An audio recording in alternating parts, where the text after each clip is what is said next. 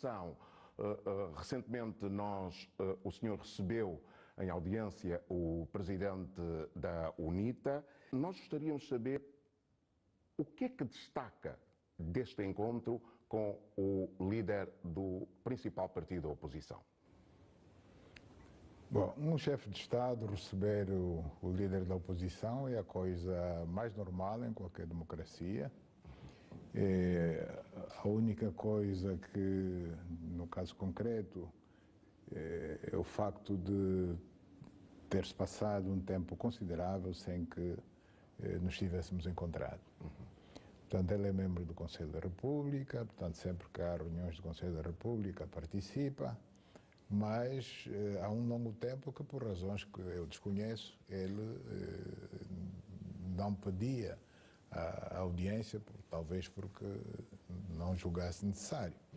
Portanto, tão logo nós recebemos o seu pedido de audiência, prontamente concedemos essa mesma audiência, onde, como é óbvio, abordamos as questões que têm a ver com a situação política e económica do nosso país. O Sr. Presidente considera que estes encontros deveriam ser realizados com mais regularidade, com menor curto espaço de tempo?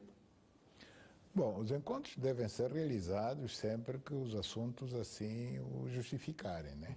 Portanto, eu estou sempre aberto, se tiver que fazer todos os meses, falo-ei, desde que haja matéria que justifique, portanto, haver essas audiências. Sr. Presidente, nas declarações que Adalberto Costa Júnior fez à comunicação social, ele falou da necessidade de um diálogo permanente e o principal objetivo, segundo ele, era desanuviar a tensão política. O que eu gostaria de perguntar ao Sr. Presidente é, havendo o Parlamento, que é, no caso, o palco para consensos entre os atores políticos, o Sr. Presidente está a pensar num modelo de diálogo permanente entre o Governo e a UNITA?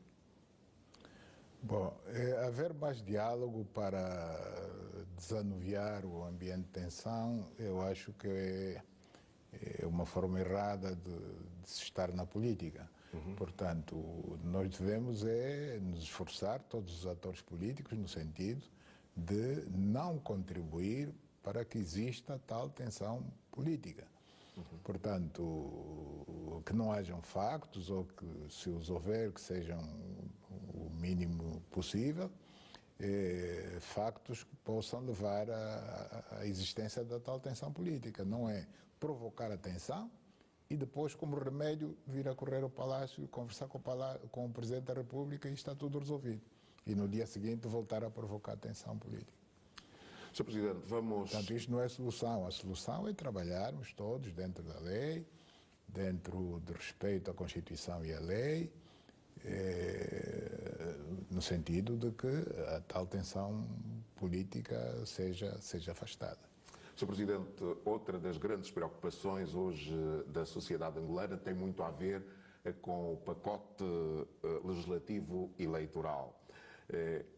O novo pacote eleitoral traz mudanças significativas, certamente, para as próximas eleições. Quais são as principais medidas que, do ponto de vista do Sr. Presidente, vão reforçar a confiança dos eleitores em relação às próximas eleições? As leis são muitas, não é apenas uma, portanto eu não vou focar em concreto em nenhuma delas, nem em nenhuma das matérias constantes das propostas. O que devo dizer apenas é que o trabalho do homem nunca é perfeito. E por nunca ser perfeito, de eleição a eleição, vamos dando conta de que poderíamos fazer melhor. Poderíamos ter leis que compliquem menos, que criem menos suspeição sobre tudo isso. O grande objetivo é conseguir que exista menos suspeição, porque infelizmente nas nossas eleições no continente africano a suspeição persegue-nos. Portanto, os concorrentes admitem que, em princípio, se perdem as eleições é porque houve fraude.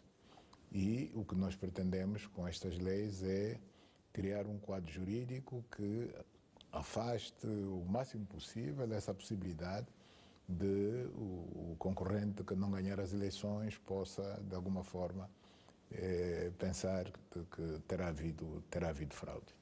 Sr. Presidente, a oposição e algo... Sim, mas só um minuto, portanto, respondi apenas a parte da sua pergunta.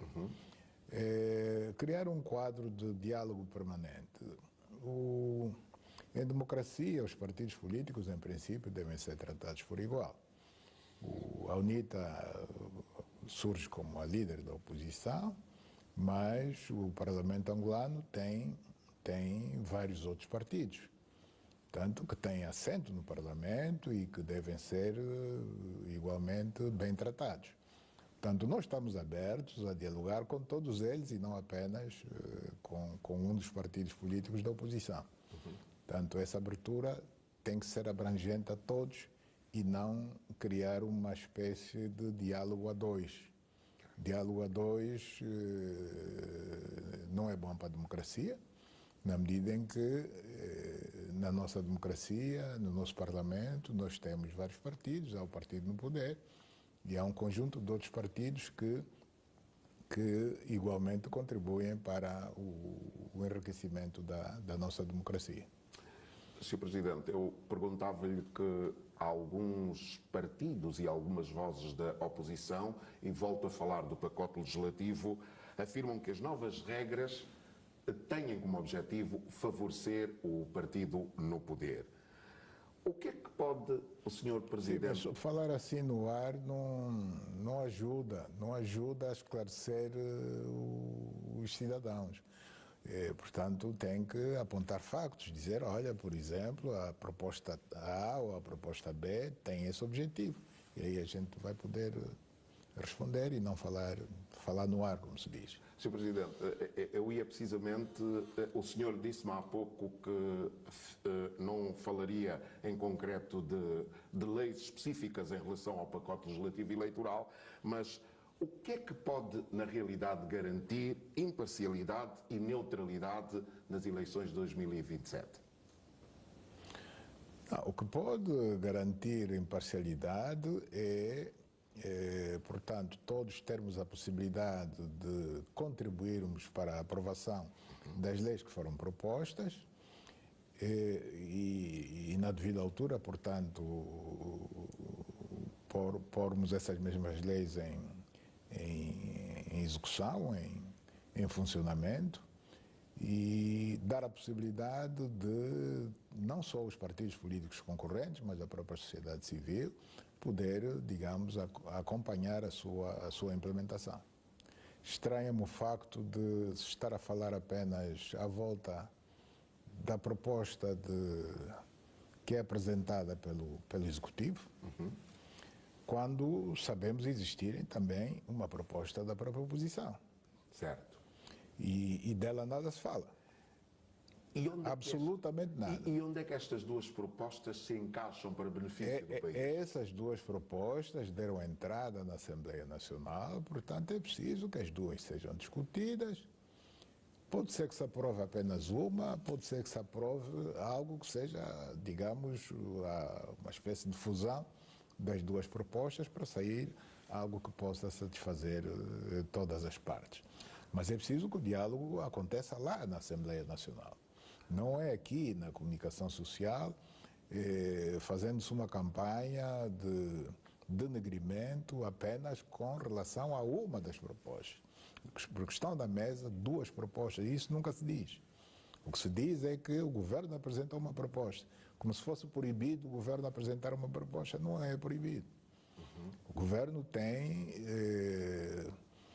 capacidade de apresentar propostas na Assembleia Nacional. Aliás, grande parte das leis que passam na Assembleia Nacional, o proponente é o Executivo, é o governo. Portanto, o discurso que passa cá fora dá a impressão que é proibido que o Executivo exerça esse seu direito que tem, portanto, previsto na Constituição, de apresentar propostas de lei.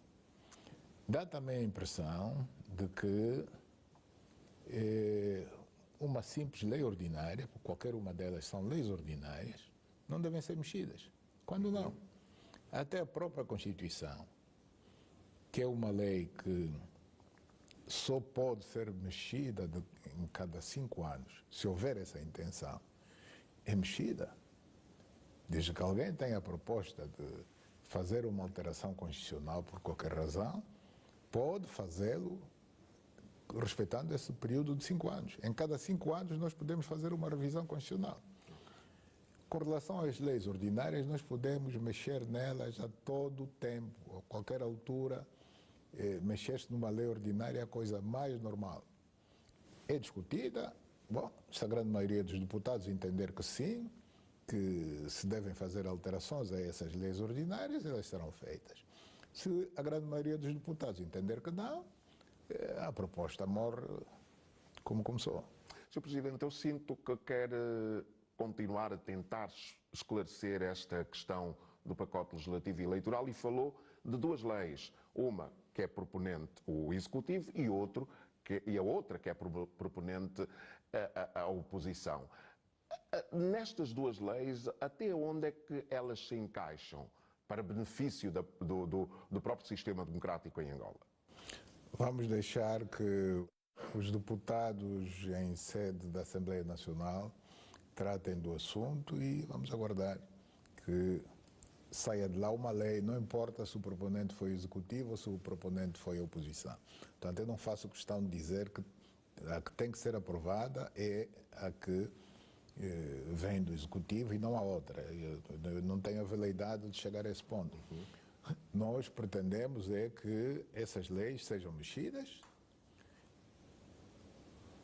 e que, portanto, os deputados da Assembleia Nacional exerçam a sua função de legisladores e daí saia uma lei melhorada que, em vez de complicar, que torne mais simples, mais transparente todo o processo de organização das nossas eleições.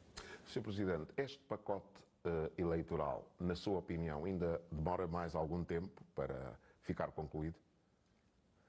Demora sempre algum tempo, mas esse tempo não é eterno, portanto, é um tempo que se pode considerar aceitável, não é?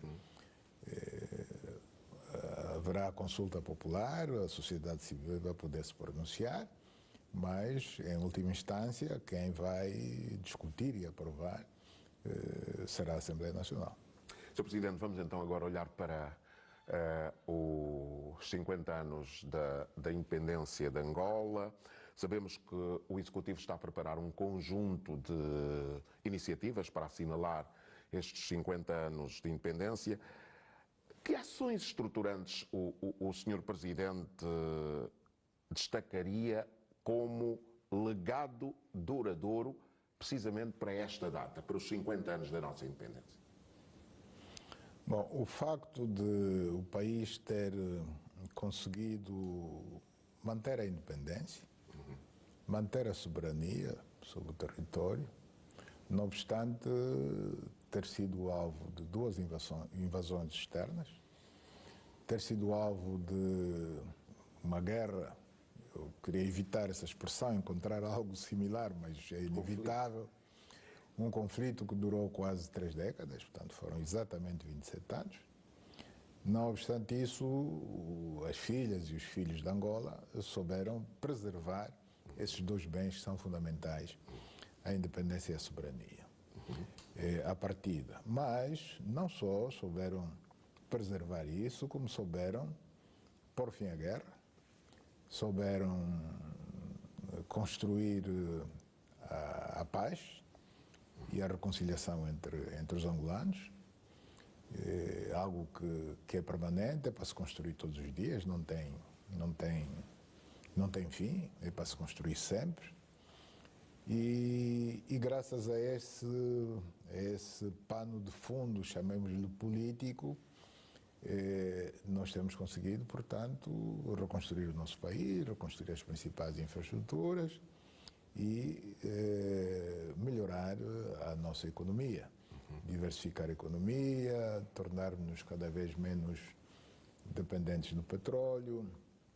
Este ano mesmo o país está com uma taxa de crescimento aceitável de 3,5% ao ano. Se considerarmos a economia não petrolífera, estamos com uma taxa de crescimento maior, portanto de 4,5%, uma taxa de inflação de 22%, que, se possível, vamos procurar reduzir, a de desemprego em 29%,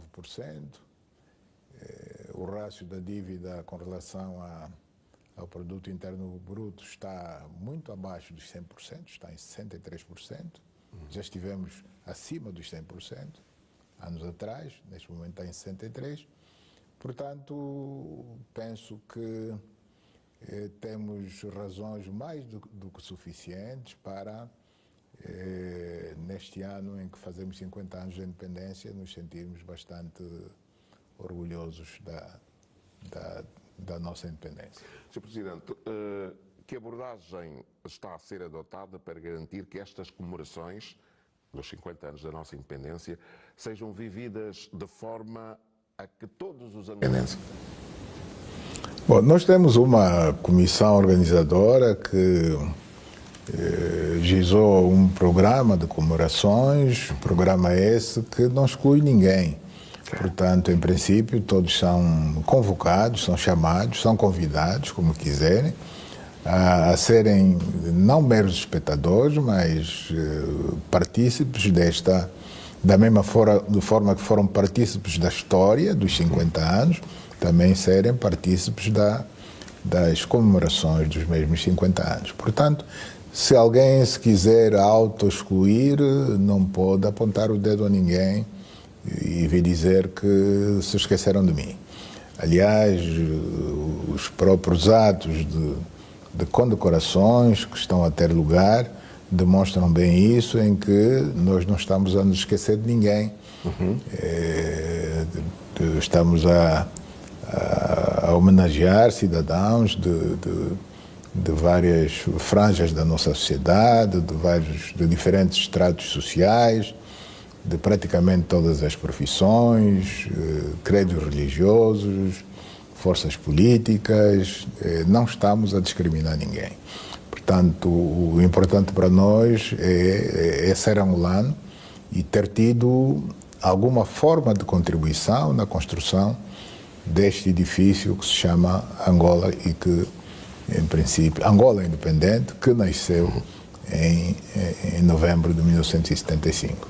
Sr. Presidente, acredita que, e voltamos às condecorações, estas condecorações que estão a acontecer este ano podem servir de inspiração para as novas gerações de angolanos, incentivando-os a seguir, por exemplo, o exemplo destes angolanos que, nas diversas áreas da vida do nosso país, deram o seu contributo e que, passados 50 anos, estão hoje a ser condecorados. A questão é, os jovens, como é que devem olhar para isso? Bom, os jovens devem olhar para isso como um exemplo a seguir, um exemplo daquilo que foi feito pelos seus avós, seus pais. Muitos deles não esperavam, mas acabaram por ser reconhecidos. Portanto, é a prova de que a nação sempre reconhece os feitos dos seus filhos. Nós que organizamos esses atos de comemorações, talvez não tivéssemos bem a ideia do valor que isso tem, que uma simples medalha, simples entre aspas, no peito de um cidadão representa, mas o feedback que estamos a receber é que eles próprios, os beneficiários, as respectivas famílias, dão uma importância absolutamente grande a esse simples gesto de entrega de uma medalha, a tal ponto que constatamos que aqueles que ainda não receberam, e que muitos deles vão receber, já começam a se inquietar pelo facto de, bom, então, e eu não vou receber, e não vou receber. O Sr. Presidente garante que os que estão inquietos poderão certamente fazer parte das próximas condecorações. Alguns estão inquietos porque, como é óbvio, o número de medalhas é limitado, não é? Portanto, nós estabelecemos pouco mais de 2.000 medalhas, portanto, e em princípio serão esses que vão representar o grosso da nação angolana. Portanto, Sr. Presidente, os militares não podem ser todos condecorados, os que serão em nome dos militares, os académicos idem, os religiosos idem, enfim, em todas as categorias daqueles que já beneficiaram ou virão a beneficiar.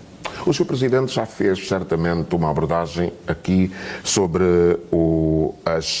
aquilo que sejam as maiores conquistas, que foram as maiores conquistas destes 50 anos da nossa independência. E uma delas foi precisamente a preservação da nossa independência, apesar deste conflito interno que teve ramificações externas também.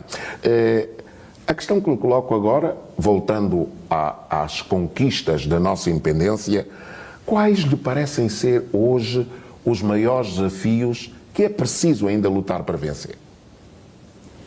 Bom, o trabalho não está concluído, portanto, a nossa geração e as gerações futuras vão continuar a trabalhar no sentido, não diria de concluir o trabalho, mas de procurar se aproximar ao máximo a um estágio que possa vir a ser considerado o ideal.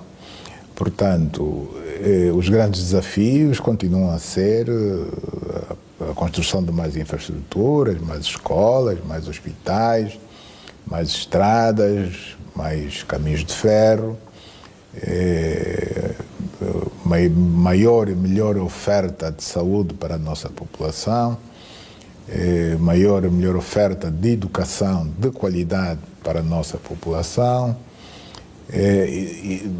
maior oferta de bens alimentares e de outros produtos da cesta básica e bens de primeira necessidade. Bom, tudo isso é, digamos, um trabalho que deve ser contínuo, não apenas do governo, mas da sociedade angolana. Portanto, toda a sociedade angolana é chamada a contribuir para nós podermos, então, atingir aquilo a que podemos considerar como o suficiente para a satisfação das necessidades fundamentais das nossas populações. Sr. Presidente. A taxa de crescimento da nossa população é grande, o que significa dizer que, por muito que façamos em termos de construção de hospitais, faltarão sempre. Por muito que façamos em termos de construção de escolas de todos os níveis, sobretudo do nível básico, do nível primário, por muito que a gente faça, faltarão sempre mais. Então, o grande desafio é esse, é corrermos atrás da procura, para ver se conseguimos permanentemente satisfazer minimamente a procura, porque essa procura é permanente, estamos permanentemente debaixo desta pressão da procura. Portanto, a necessidade de escolas será cada vez maior, de hospitais, de estradas, de emprego será cada vez maior e temos todos que trabalhar para satisfazer. O Estado, o Governo, e não só, como o setor empresarial, aí tem um papel importante a jogar. É bem-vindo, ou são bem-vindas as iniciativas do setor privado para oferecer educação à nossa população, para oferecer habitação, para oferecer saúde à nossa população. Portanto, temos que juntar esforços, porque evidentemente que não há governo nenhum que sozinho possa suportar esta grande empreitada de resolução dos problemas da população. Sr. Presidente, quando chegou ao poder, e diz-se muito que uma das suas maiores bandeiras foi a luta contra a corrupção. Vamos falar um bocado sobre esta questão e também sobre a recuperação de ativos. Que balanço faz da recuperação de ativos e que impacto real considera que este processo já teve no nosso país? O balanço que faço é positivo, no sentido de que temos conseguido realmente recuperar ativos físicos e ativos financeiros. Se me perguntar, é tudo? Obviamente que a resposta é não. Não é tudo. Ou seja, há muito mais por se recuperar. Há muito ativo identificado como ilícito, ganho de forma ilícita e que deve ser, portanto, revertido a favor do Estado. Mas isso não se faz num dia. No curto espaço de tempo em que estamos envolvidos, empenhados nesta luta, acreditamos que fizemos aquilo que foi possível. A Justiça, bem ou mal, tem estado à altura deste combate, mas, infelizmente, em termos de recuperação de ativos que estão no exterior, sobretudo com relação a esses, nem sempre temos sido bem-sucedidos. Porque, paradoxalmente, os mesmos que nos encorajam a lutar contra a corrupção, quando os nossos tribunais julgam e condenam alguém e determinam que os bens desse alguém, quer estejam dentro do país, quer estejam fora, devem reverter a favor do Estado. Portanto, e essa determinação é feita pela sentença em julgado. Muitas vezes com recurso ao Tribunal Constitucional e o recurso confirmado pelo Tribunal Constitucional. Essas entidades acabam por arranjar subterfúgios para nos devolverem esses ativos que pertencem ao povo angolano. Nós estamos, neste momento, a enfrentar uma situação muito concreta de um caso de avultadas somas recuperadas de um cidadão angolano por via de sentença de um tribunal angolano, e que o país europeu onde esses ativos estão domiciliados julga-se no direito de realizar também, digamos, uma espécie de julgamento lá para confirmar ou não confirmar a sentença do nosso tribunal. Portanto, isso é inaceitável, é inadmissível, não se pode pôr em causa a idoneidade das sentenças dos nossos tribunais. Os nossos tribunais não são instituições políticas, são tribunais, e como tal, as sentenças dos tribunais são simplesmente para ser cumpridas.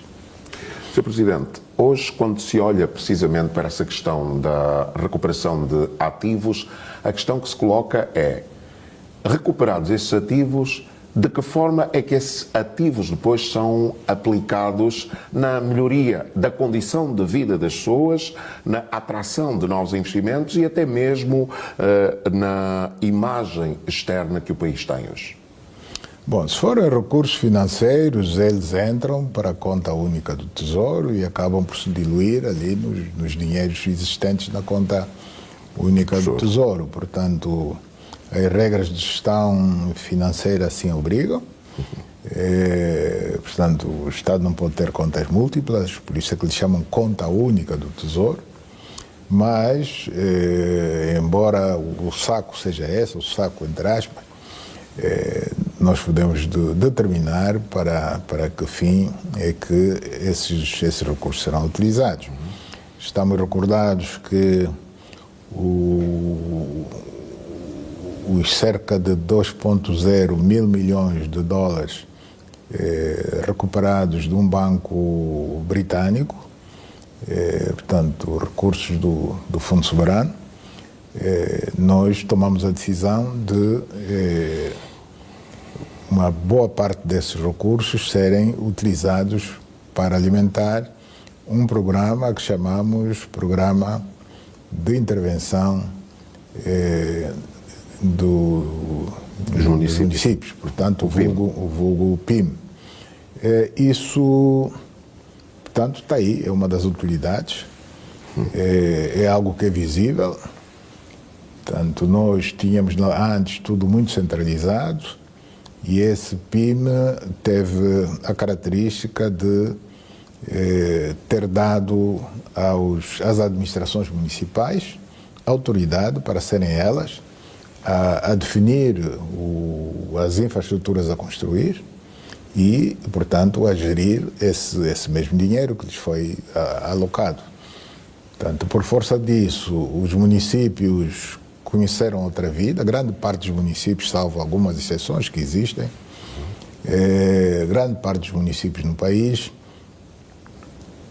conheceram, portanto, uma alteração significativa em termos de maior oferta de escolas do ensino de base, sistemas de abastecimento de água, melhoria dos arruamentos das vilas, capitais do município, pelo menos. Foi feita muita coisa que está aí, que é visível, pode ser fiscalizada. É verdade que temos alguns casos de municípios que, com os mesmos recursos que os outros receberam, eles não fizeram quase nada. Okay. Nós sabemos quais são. Felizmente, o número desses não é grande. Okay. Algumas das autoridades dessas províncias e municípios foram sancionadas ou, pelo menos, removidas dos seus cargos por esta razão. E, portanto, esta é a forma como uma das formas como a gente usou os recursos recuperados. O atual hotel intercontinental é resultante da recuperação de ativos. Está aí o hotel, o edifício onde funciona a própria direção do Ministério de Recursos Minerais, Petróleo e Gás, é outro caso, portanto, de recuperação de ativos. Neste momento está em curso a conclusão das obras de um edifício também recuperado aqui na Marginal de Luanda, e que será o futuro Hotel Sheraton. Okay. Ali ao lado do Baleizão. Sim, sim. Portanto, será o futuro Hotel Sheraton. Portanto, eu creio que o Sr. Presidente, o país só ganha com isso. O Sr. Presidente sente que hoje existe um olhar diferente quando fala do Intercontinental, quando fala do Sheraton? Estamos só a olhar para uma questão que tenha a ver com a rede hoteleira. Sente que os investidores estrangeiros olham para Angola de forma diferente? Eu sinto que sim. E os factos estão aí para demonstrar isso. Portanto, o caso do corredor de Lobito é um desses casos. O caminho de ferro de Benguela sempre existiu. A partir do momento em que tomamos a decisão de abrir o concurso público para a concessão da linha e tomado a decisão de ligá-la ao caminho de ferro de Tanzânia, portanto, para ligar os dois portos, na parte ocidental do continente, que é o Porto de Lobito, outro na parte oriental do continente, que é o Porto de Dar es Salaam, vemos o interesse que isso despertou, sobretudo no mundo ocidental, na Europa e não só, na Europa, nos Estados Unidos da América, e que, portanto, vem dando passos muito concretos para que este sonho adormecido se torne realidade tão cedo quanto possível.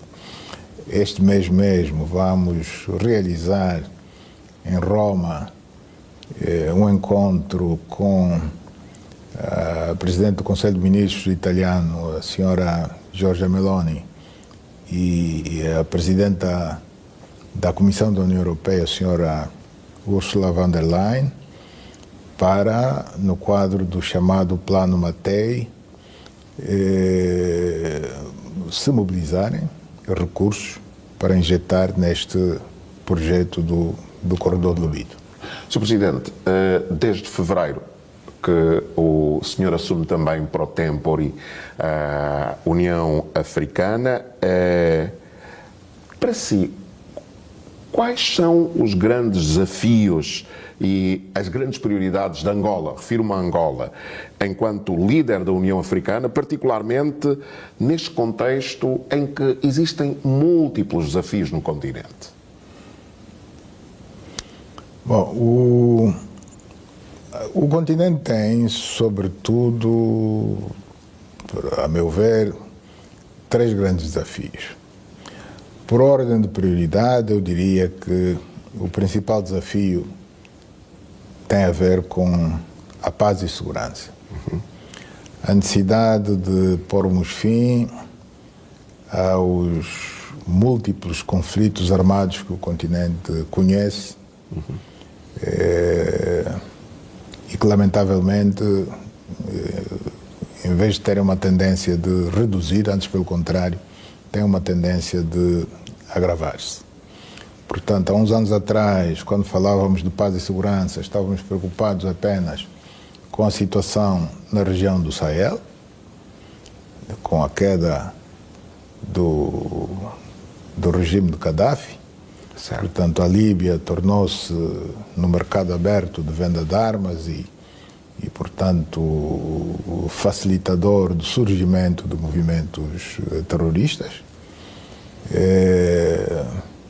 que acabaram por afetar parte daquela região do Sahel, começando pela Nigéria, com o Boko Haram, mas rapidamente se estendeu para os Camarões, para o Tchad, para o Níger, para o Mali, para o Burkina Faso.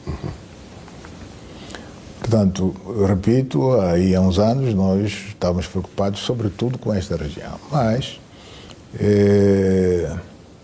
rapidamente as nossas preocupações se viraram para outras, para a África Central, por exemplo, para a região dos Grandes Lagos. Estou-me a referir à situação do leste da República Democrática do Congo, a situação no Sudão, a situação no Sudão do Sul, a situação em Moçambique, no nordeste de Moçambique, na província de Cabo Delgado, a situação na Somália. Portanto, são muitos os conflitos e guerras prevalecentes no nosso continente e, portanto, como presidente pro tempore da União Africana, sem sombra de dúvidas que a principal das preocupações tem a ver com paz e segurança. Porque sem paz e segurança não se pode falar de desenvolvimento, não se pode falar de economia. Chegados aqui, a segunda preocupação nossa, portanto, prende-se com a necessidade de desenvolvimento do nosso continente. Mas o desenvolvimento, em princípio, vem sempre ligado a infraestruturas. Nós temos o exemplo de Angola, tão logo terminou a guerra, a principal preocupação foi conseguir financiamento para a recuperação ou a reconstrução nacional. Certo. Reconstrução no sentido de recuperar ou construir de raiz infraestruturas. Portanto, a dimensão do continente é uma questão de extrapolar o que se passou em Angola e o que se passa no continente. Portanto, o continente carece de infraestruturas de todo o tipo, estradas, autoestradas, caminhos de ferro, portos, infraestruturas de telecomunicações, infraestruturas de energia e de água, mas particularmente de energia. O nosso continente é um continente essencialmente agrícola. Certo. Não apenas porque é da nossa tradição, vem dos nossos ancestrais, não apenas por isso. A nossa intenção, o nosso desejo é ultrapassarmos esse estágio e tornarmos-nos num continente industrializado. A exemplo do que é hoje a Europa, é hoje a Ásia, começa a ser a América Latina. Também a África tem a ambição de se tornar num continente industrializado. Mas para haver industrialização tem que haver energia. E energia suficiente. É uma aberração que o continente tem rios de grande caudal e queda suficiente para a construção de aproveitamentos hidroelétricos para a produção de energia, mas se alguém sobrevoar o continente à noite e lá de cima olhar cá para baixo, só vê escuridão. Ou seja, para a dimensão do continente, o que está iluminado é ínfimo. Portanto, precisamos de investir fortemente na produção e distribuição, transportação, distribuição de energia elétrica, se queremos ver o desenvolvimento do nosso país, se queremos no nosso continente, se queremos ver um continente que, em vez de se limitar a exportar em bruto as suas matérias-primas, possa, portanto, transformá-las aqui localmente. Para ver essa transformação, tem que ter energia. Sr. Presidente, o senhor concorda com a frase de que, passados todos esses anos, é inconcebível que os africanos ainda tenham que resolver os seus problemas olhando para outros continentes? E refiro-me à questão da paz e segurança. E vimos aqui esforços internos para a resolução de conflitos internos que quase não prevalecem, ou seja, e não é preciso ir muito longe, a questão do leste da República Democrática do Congo. Portanto, não existe uma fórmula de nós, os africanos, resolvermos os nossos problemas à base africana sem recorrermos ao exterior? Bom, é óbvio que tudo depende de nós, tudo depende da nossa vontade. Portanto, quando nós recorremos ao exterior em detrimento das soluções do continente, estamos, no fundo, nós próprios a passar um certificado de incapacidade à nossa própria organização continental. No fundo, nós próprios é que estamos a dizer que a União Africana não tem valor absolutamente nenhum. Então recorremos a outras soluções aparentemente milagrosas que nos possam vir resolver os problemas. Só que a prática muitas vezes cria decepções a essas pessoas e países que assim pensam. No caso concreto da RDC, buscou-se por outras paragens, foi-se parar a Doha, foi-se parar a Washington, D.C. Bom, até aqui não vemos nenhuma evolução. Vamos a factos, o país continua dividido, temos que ser realistas. O governo central de Kinshasa não controla duas importantes províncias, portanto, o Kivu Norte e o Kivu Sul. Ali tem outras autoridades, fora do controle da capital, de Kinshasa. A situação da pilhagem dos recursos do país não alterou para melhor, continua. Então, a responsabilidade disso só pode recair a quem tomou a decisão de fugir da solução africana. Sr. Presidente, vamos olhar um pouco para a nova ordem económica mundial. Diante da polarização entre potências, como é que o Sr. Presidente acha que Angola deve posicionar-se para aproveitar as oportunidades que o mundo hoje apresenta sem depender de um bloco? Bom, o mundo estava dividido verdadeiramente em dois blocos no tempo da Guerra Fria. Felizmente esse tempo passou. Estamos numa situação em que a Guerra Fria pertence ao passado,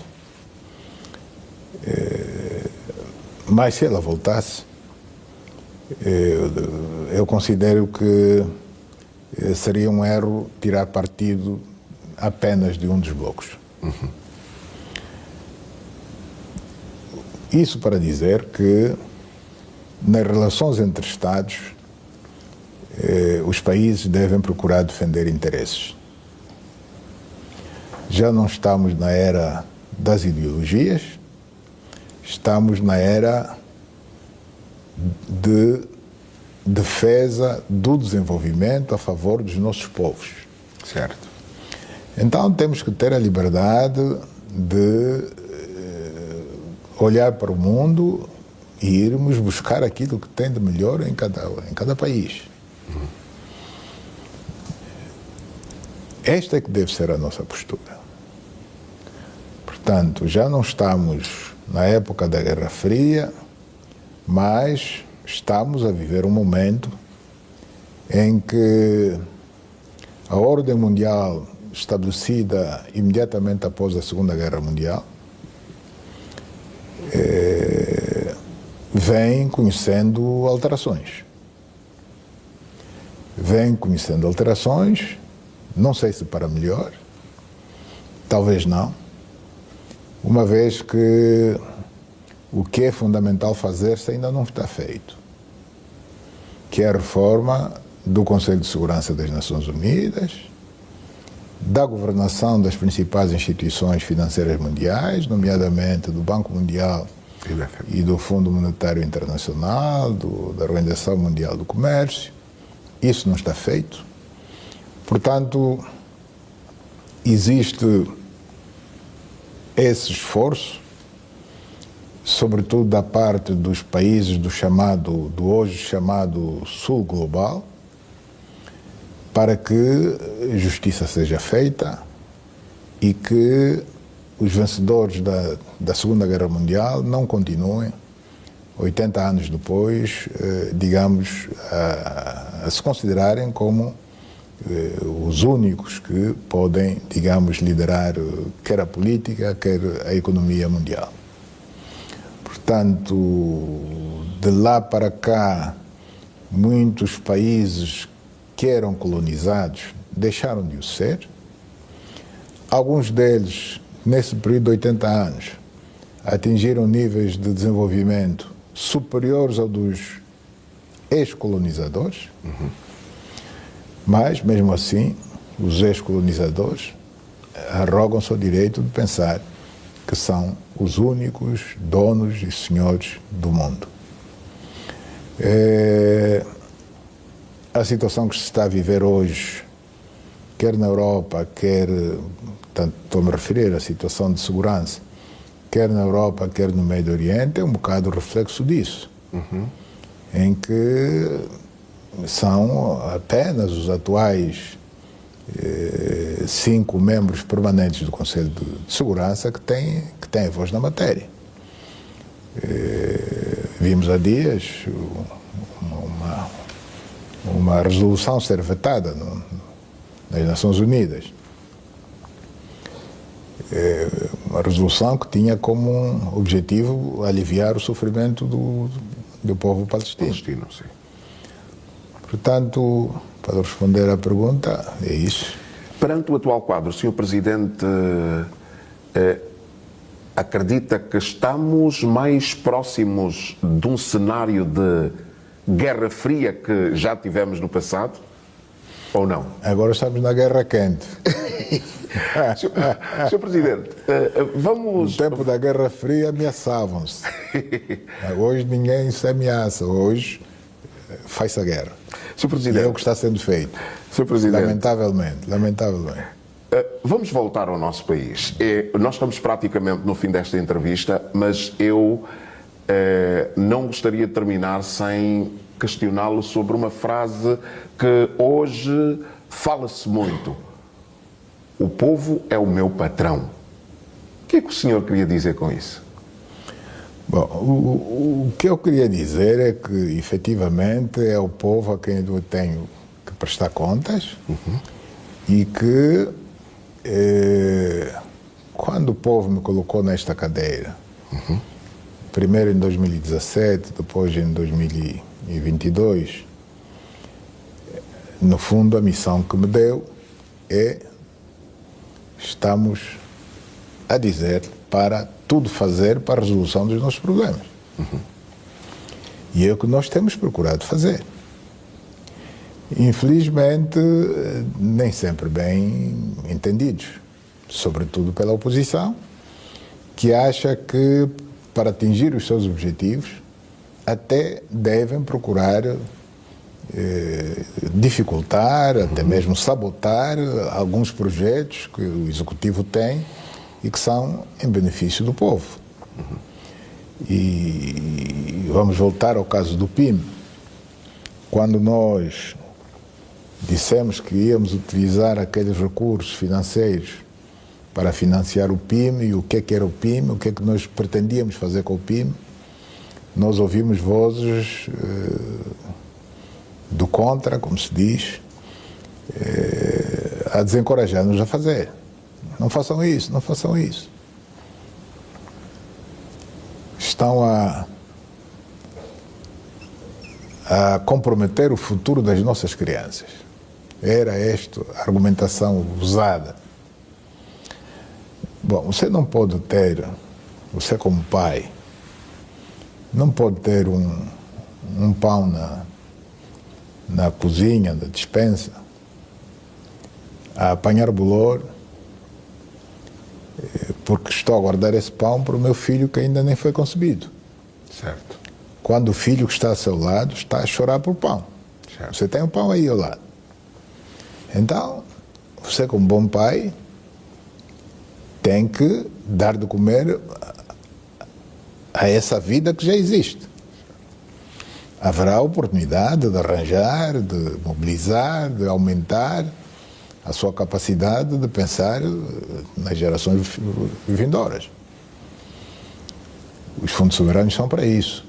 São para ser permanentemente alimentados para que cresçam, sem prejuízo de que possam ser, pelo menos parcialmente, utilizados, quando houver necessidade disso. Aliás, há lei que estabelece isso. Não há nenhuma lei que proíbe mexer-se nos fundos soberanos. Portanto, nós, em cumprimento dessa missão que nos foi dada de que é preciso resolver os problemas do povo, fizemos o PIB. E se eu tivesse mais recursos hoje, eu faria um segundo PIB. Eu faria. Isto para dar apenas um exemplo. Com relação à nova divisão político-administrativa, Angola é um país bastante extenso. Só tinha 18 províncias e 165 municípios. Nós fizemos estudos e entendemos que, para a dimensão da Angola, Angola pode e deve ter muito mais províncias e municípios do que tem. Hoje chegamos a 21 províncias e 326 municípios, que mesmo assim não são suficientes. Ainda temos províncias grandes. Angola deve ter mais do que 21 províncias e deve ter mais do que 326 municípios. A missão de fazer esses estudos é do Executivo. A responsabilidade é do Executivo. É de quem governa. Quem governa é quem tem que ter esta visão. É evidente que, no momento da decisão, para que se avance, temos a obrigação de ir ao Parlamento. E no Parlamento nós devemos ter a capacidade de, portanto, argumentar e convencer os legisladores a legislar a favor desse tal aumento de províncias, de municípios e de comunas. Certo. Hoje, acrescentamos apenas 3 províncias e alguns municípios, pela razão que eu citei lá no Kazombo, apenas porque não existem recursos suficientes para, de uma vez, aumentarmos 5, 6 províncias. Não existem. Portanto, se existissem, faríamos de uma vez. Mas não existe. Não existe. Se existisse, é evidente que faríamos de uma vez. Ficamos de dividir a Lunda Norte, ficamos de dividir Malange, ficamos de dividir o Uís. Não fizemos agora porque não existe recurso. É nosso entendimento que é mais seguro não dar o passo mais comprido com a perna, como soe dizer-se. Sr. Presidente. Mas vamos chegar lá, algum dia. Alguém há de chegar lá. O Kazombo, o Mavinga, nunca ninguém ia se lembrar em fazer um aeroporto em condições em Kazombo e Mavinga se não fosse capital da província. Nunca ninguém ia pôr lá um sistema de saúde melhor se não fosse capital da província. Melhor água, melhor energia, melhor saúde, melhor escola. Como província, a possibilidade disso vir a acontecer num futuro breve, que eu espero que seja breve, é muito maior do que se continuassem na condição de o que era município continuar a ser município, o que era comuna continuar a ser comuna. Sr. Presidente, nos últimos tempos, e falo internamente no seu partido, há, digamos assim, a preparação do Congresso, de definições daquilo que vai ser o futuro do partido, e existem algumas vozes que se levantam que se posicionam em relação ao futuro do MPLA. E uma delas é de Higino Carneiro. O senhor quer comentar sobre isso?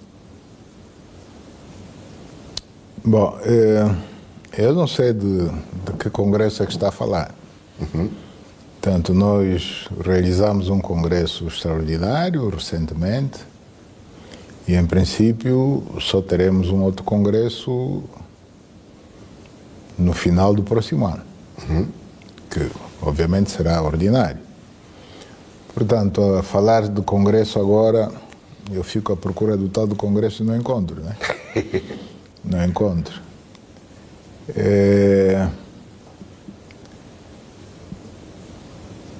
Fala-se muito de uma audiência que eu concedi há dias na sede do MPLA, uma entre milhentas audiências que eu concedo a várias entidades e que, com relação à maioria das quais, nós não publicitamos. Certo. Eu, cada vez que recebo a vice-presidente da República ou do partido, não chamamos o Luís Fernando para publicitar. Quando recebo os ministros, no dia a dia, idem. Quando recebo a Presidente da Assembleia, não publicitamos.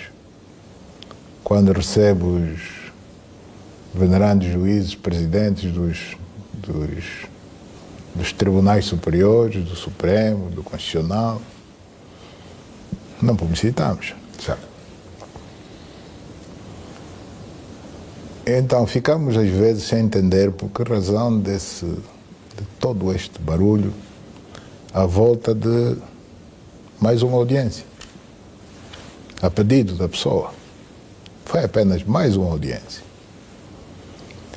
Por sinal, dias antes eu tinha concedido uma audiência ao camarada Boa Vida Neto, que até foi secretário-geral do partido. Certo. Ninguém publicitou, ninguém veio a público considerar essa audiência como algo de espetacular. Certo. Então ficamos bastante perplexos quando se diz que o Presidente da República reuniu-se com... Não, eu não faço reuniões com uma pessoa. Uma audiência não é uma reunião, é uma audiência. Vamos chamar as coisas pelos seus devidos nomes. Eu não fiz reunião com ninguém. Eu concedi uma audiência. E aqueles que julgam saber tudo, até o que se passa para além das paredes, deviam saber que nessa audiência havia testemunhas. No entanto, omitem isso. Estavam 3 membros do Biro Político. 3 membros do Biro Político assistiram a essa audiência. Por que não falam disso? Certo. Por que omitem a verdade? Quer-se procurar passar a ideia de que nessa audiência houve o entendimento de que o camarada tem luz verde para concorrer, para começar a corrida. Eu quero dizer de forma muito clara de que isso não é verdade. E não é verdade pelas seguintes razões. E eu vou lhe fazer uma pergunta assim. Você que é o meu entrevistador, mas se me quiser ajudar, responda a minha pergunta. Agora, no mês de junho, se vir alguém a correr pela cidade de Luanda e que, uma vez interpelado, lhe disser que já está a correr a São Silvestre e que vai correr até cortar a fita aqui nos coqueiros a 31 de dezembro do corrente ano, o que é que o Ernesto pensaria dessa pessoa? Acho que... Agora, em junho, já está a correr a São Silvestre. Até dezembro não vai parar de correr, sob pretexto do que é para ser conhecido. E no dia 31 de dezembro vai cortar fita nos coqueiros. O que é que diria? Começou cedo. Bom, a resposta é sua, né? A resposta é sua, não é minha. Começou cedo e que provavelmente ou não chega lá, não chega a dezembro, ou vai chegar mais morto do que vivo, né? E em desvantagem com relação aos outros que vão começar no tempo certo. No tempo certo, sim. Isto é o raciocínio lógico. Eu só estou a fazer o raciocínio que é lógico. Uhum. Não é preciso estar na universidade para se fazer esse raciocínio lógico. Portanto, ou seja, nesse encontro claro. Não foi dada nenhuma luz verde, não houve nada disso, portanto, tudo que veio depois das 4 paredes, portanto, não é verdadeiro. Eu, enquanto presidente do partido e o próprio partido, neste momento não apoiam ninguém, absolutamente ninguém. Portanto, o senhor ainda não tem... Uma das razões é essa que eu citei. Uhum. Nem eu, nem o partido apoiamos absolutamente ninguém. O MPLA tem as suas regras e é um partido muito maduro. Muito maduro, é um partido que tem democracia interna. E por ter democracia interna, é adverso àqueles que se apresentam como sendo especiais, como sendo supermilitantes, supergenerais, sobretudo quando, na realidade, se vem a constatar que não são nada disso. Porque é fácil ir-se à história de cada um e a gente refazer a cronologia de tudo quanto essa pessoa fez, de bom e de mal, ao longo do tempo. Isso é fácil, é a coisa mais fácil. E muitos de nós ainda estamos aqui, ainda estamos vivos. Sabemos o que cada um fez. Portanto, quando aparece um militante nosso, que se apresenta como super militante, super general, predestinado a ser presidente da República, é algo que a gente considera de muito grave. Porque aqueles que andam a dizer que não há democracia interna no MPLA deviam entender que o apresentar-se como predestinado é que é matar a democracia interna no MPLA. Quando alguém se apresenta como predestinado, a mensagem que está a passar aos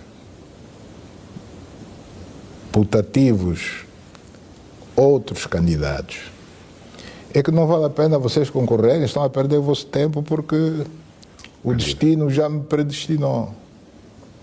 Já definiu o meu futuro e o futuro da Angola. O presidente da Angola vou ser eu. Então vocês estão a perder dinheiro, estão a perder tempo, nem sei se vale a pena fazer eleições. Esta é a mensagem que está a passar no fundo. O Estado nem sequer devia organizar eleições, está a perder tempo. Vai organizar eleições, mas porquê? Se o destino já definiu que o Ernesto é que vai ser o futuro presidente. Okay. Então só temos é que arranjar a cadeira confortável para o Ernesto sentar. Certo. Definitivamente, Sr. Presidente, não há até ao momento, da parte do MPLA e da parte do seu Presidente, ninguém como o candidato. É óbvio que não. É óbvio que não há. E todo aquele que tentar passar a ideia de que tem a minha bênção para poder começar a corrida agora ou mais tarde, eu vou desmentir publicamente, como estou a fazer agora. Sr. Presidente, o senhor acorda e dorme pensando no seu povo e na criação de condições para que possamos todos viver num país onde cada um de nós possa acordar, ter algo para comer, ter saúde e ter certamente condições de viver num país que se pode chamar verdadeiramente Angola. Não tenho outra escolha, porque caso não quisesse viver esta situação, teria preferido não aceitar ser Presidente da República. Teria sido mais honesto da minha parte. A partir do momento em que aceitei, eu tenho plena consciência da dimensão do desafio que é ter essa grande Angola em cima dos meus ombros. É um desafio grande, é um desafio que é diário, é um desafio permanente, em que lhe obriga a trabalhar quase que 24 sobre 24, sábados, domingos, feriados, estando em Angola ou estando fora de Angola. E não tem outra escolha. É, como se costuma dizer, é pegar ou largar. Não aguenta, o senhor pegou. Se não aguenta, larga. E o senhor pegou. Obviamente. Sr. Presidente, muito obrigado por nos ter reservado todo este tempo. Gostaríamos de voltar para abordar outras questões. É o que, desde já, pedimos esta anuência para que agora, com mais regularidade, possamos estar aqui para ouvir de si, na primeira pessoa, o que é que pensa sobre o país, sobre o continente africano e também sobre o mundo. Okay, e foi assim a entrevista com João Lourenço, o Presidente da República de Angola. Salve-se.